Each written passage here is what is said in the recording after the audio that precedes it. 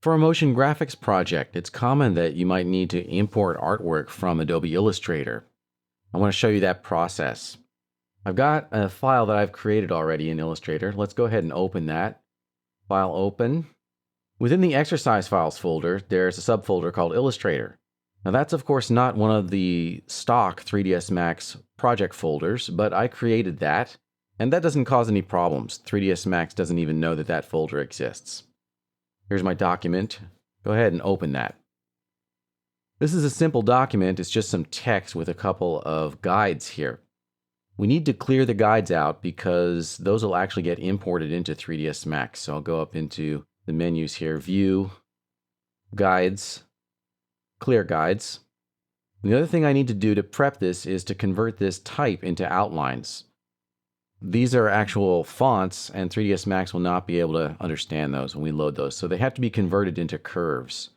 I'm going to select all of them and go up into the Type menu and choose Create Outlines. And now those have all been converted into Bezier curves, which 3ds Max will be able to read. Finally, we have to save this out, and we can't use the default format. We actually have to save it down to a really old format for 3ds Max to understand it. Go to the File menu and choose Save As.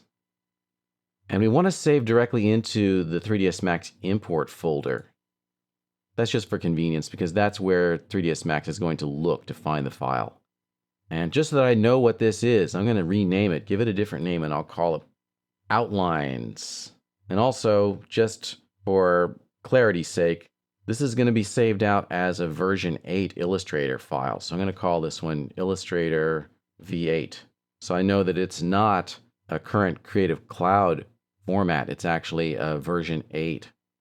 When I click Save, I get another dialog that asks me what options I want.